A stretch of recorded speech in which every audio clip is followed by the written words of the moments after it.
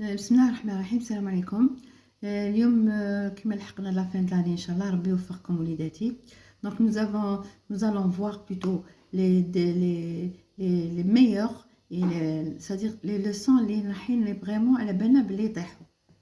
Alors premièrement on a les types de texte. On a le texte descriptif معناتها الوصف, c'est-à-dire نوصفوا un lieu, on va parler d'un personnage, etc. On a le texte narratif qui نقولوا احنا بالعربية السرد, c'est-à-dire raconter quelque chose وشنو تكون réel, parce qu'on a parlé de trucs réels. On a le texte explicatif, c'est l'explication. Explicatif, ça veut dire on utilise généralement des procédés explicatifs. Donc la visée communicative, donc on va dire quelle est la visée communicative de ce texte.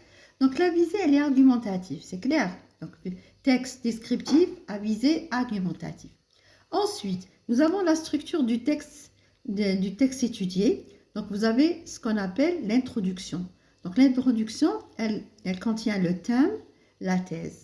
Donc le thème هو موضوع النص, على ماذا يتكلم النص, quoi ça parle. Et puis nous avons la thèse. La thèse معناتها المشكل المطروح, الإشكالية المطروحة.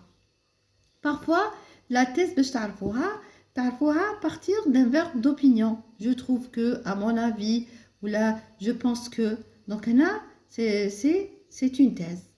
Deuxième partie, il y a les arguments, c'est-à-dire la partie argumentative, dans laquelle on trouve des connecteurs logiques, ou bien des connecteurs d'énumération, d'abord, ensuite, puis, enfin.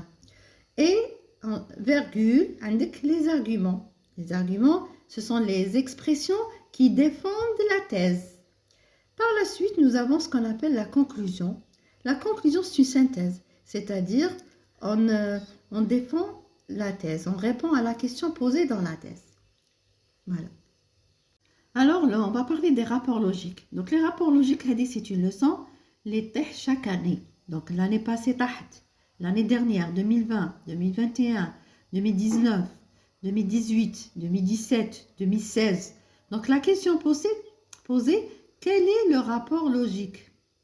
Alors le rapport logique, alors حنايا واش كيفاش نعرفوا كي يعطيك une phrase فيها un connecteur, c'est clair. Donc تكون حافظ نتايا les connecteurs, car, parce que, puisque, comme. Donc كي نشوف انا moi je vois ces connecteurs là, je constate que c'est une cause, معناتها السبب.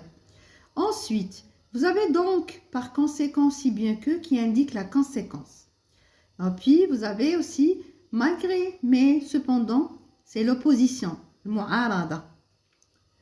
Nous avons aussi shart. Alors si, en cas où, à condition de, en cas de, etc. Nous avons le but, le hadaf, pour, afin que, pour que. Donc hadouma, ce sont des mots, ou bien des mots de liaison, ou bien ce qu'on appelle des connecteurs, qui nous permettent de savoir, de reconnaître quel est le rapport logique cité dans les phrases. Et puis il y a une autre question. Décompose la phrase et donne sa nature.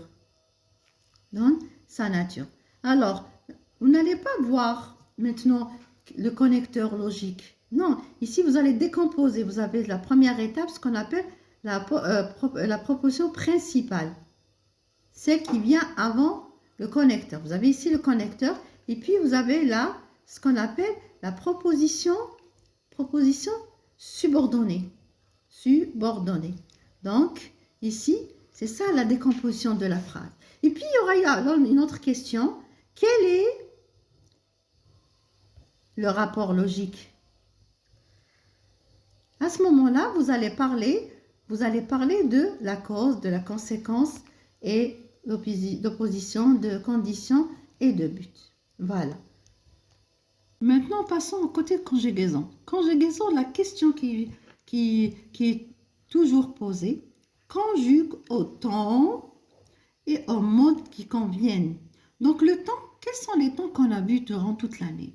On a vu le présent, on a vu l'imparfait, on a vu le passé composé, le conditionnel, le futur simple, futur antérieur, etc. Et les modes, nous avons le mode indicatif, mode subjonctif, mode conditionnel et le mode impératif. Donc, pour pouvoir répondre à cette question et conjuguer les verbes convenablement, donc vous allez voir le précédent.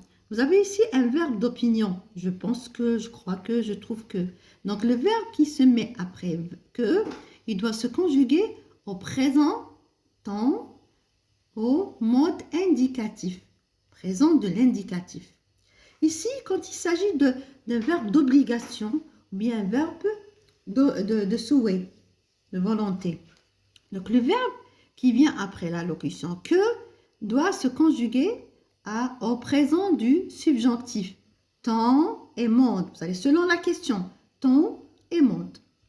Vous avez aussi si plus présent de l'indicatif. Quand il s'agit d'une proportion subordonnée de conditions. Vous avez le présent de l'indicatif. Le deuxième verbe se met au futur simple.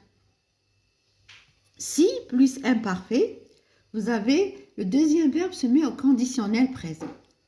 Voilà.